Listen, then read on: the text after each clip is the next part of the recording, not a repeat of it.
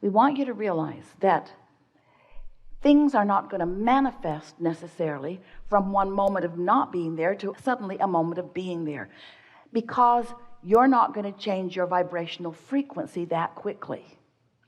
But things are going to be adjusting, and you are going to begin to notice it. So the manifestation that we want you to focus upon is not the car in the garage or the lover in your bed or the money in your bank account. Not right now, not all of a sudden. The manifestation we want you to focus upon is closer over here to the vibrational frequency. It's the manifestation of a thought occurring to you, a thought that you don't usually think. You'll be realizing things that you don't usually realize, and right along with that realization will be an emotional upcharge, an emotional surge that will be the indicator of your changing of your emotional or vibrational frequency. So if for a little while you can let the emotion be what you're going for rather than the full-fledged manifestation. Oh, the emotion is going to lead to more thoughts and more thoughts, ideas of rendezvous. You'll start getting impulses of where to go and when to go and who to go with. All kinds of things will begin occurring to you, and these manifestations will blossom into actualized life, into manifestations that others around you can see. It is our absolute promise to you. But if you find the vibration and then you don't maintain it, and you find it and you don't maintain it, and you find it and you don't maintain it, then these manifestations don't come, and that's what makes you feel discouraged. That's what makes you begin to doubt your ability to create your own reality. You let too much of your vibration be about what you're observing instead of about what you are wanting.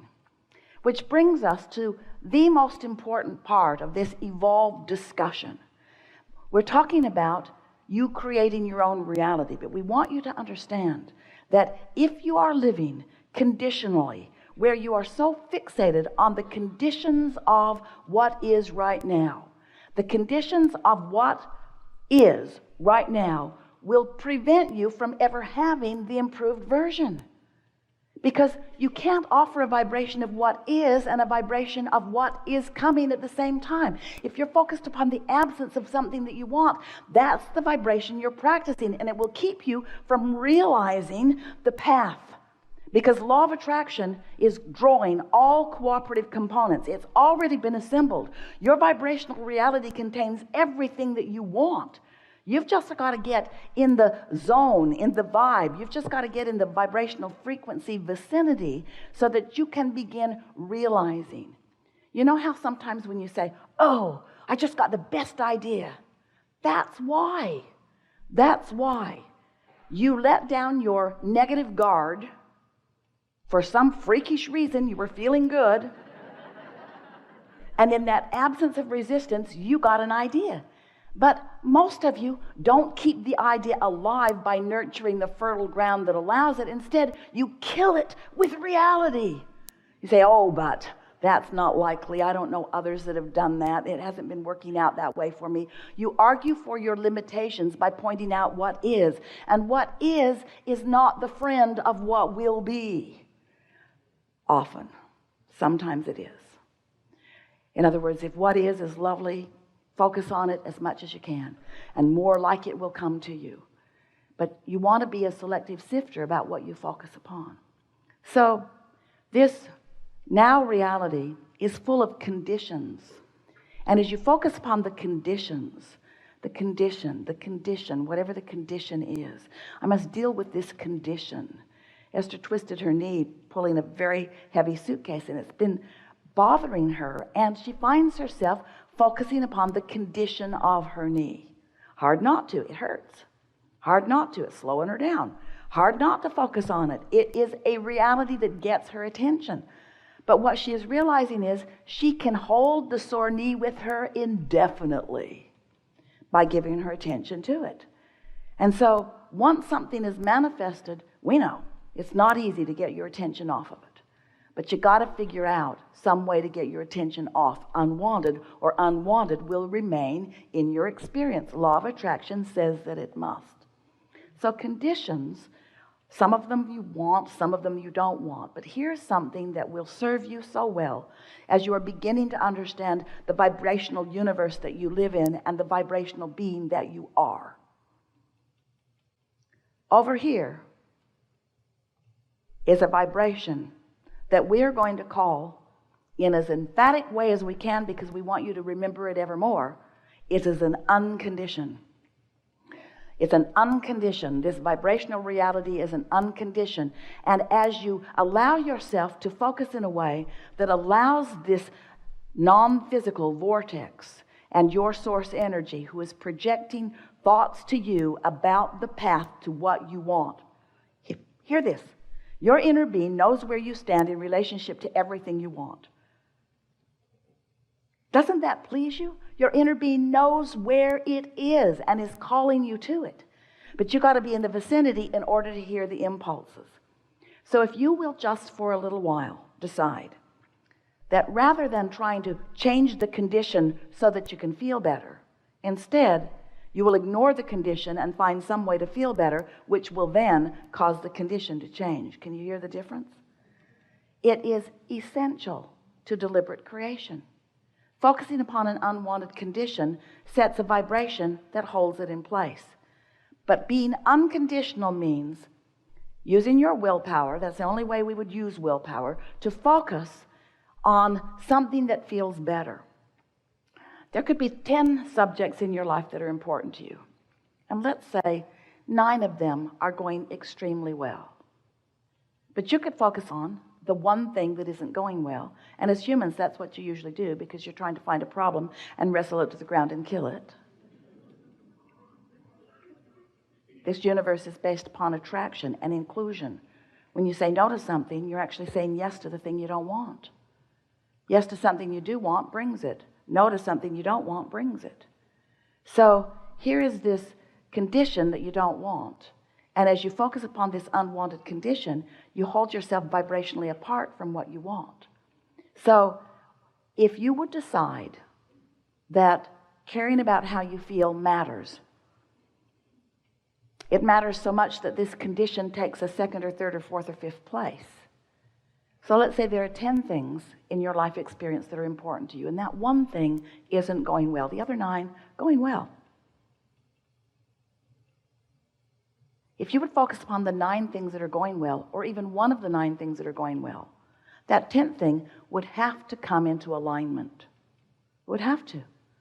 Because vibrationally, you've cleaned it up. Vibrationally, you're using the 9 things that are going well as your reason for offering your vibration, which means you're now getting impulses about everything else. You're getting impulses about the thing that isn't going well. Let's turn it around. Let's say 9 things are terrible, and 1 thing is going really well. And as you focus upon those 9 things, you feel awful. But as you focus upon the 1 thing that's going well, you feel better. So you focus on it more and more, so you're feeling better more and more. So now the other 9 things are coming into alignment, because you're holding yourself in a frequency that allows the solution that you're looking for. The vibration of a solution and the vibration of a problem are completely different frequencies. So what's the point of all of this, Abraham? What's the point of all of this contrast that surrounds us? Well, the contrast causes you to identify what you want. It's really step 1 of the important creative process. If you don't know what you don't want, you can't know what you do want. So step 1 is that discerning and asking process. And that's that rocket of desire that goes into this vortex that your inner being stands and holds and summons to you all the cooperative components. The question is, are you one of the cooperative components? And the answer to that is, if you feel good, yes. If you feel not good, no. You're not being cooperative right now. So step 1 is you ask. Step 2 is Source stands there with all that you've become and summons by law of attraction to you. So the path lights up for you. The path of least resistance is very, very bright. Your inner being knows right where all of the steps are. Not just the most direct steps, but the steps that will bring you the most pleasure along the way. And hear this, more important, the most logical step that you will be able to find. So when we talk about the path of least resistance, we want you to understand you are the one who's throwing the resistance on the path. But it's okay. Your inner being still keeps calling you. And the more you get into this place where you are realizing the revelation that is being offered to you, the more that path of least resistance will clear up until in time there won't be resistance that you're tripping over. Ease and flow and fun and full and fast and life. That's how you're supposed to feel, you see.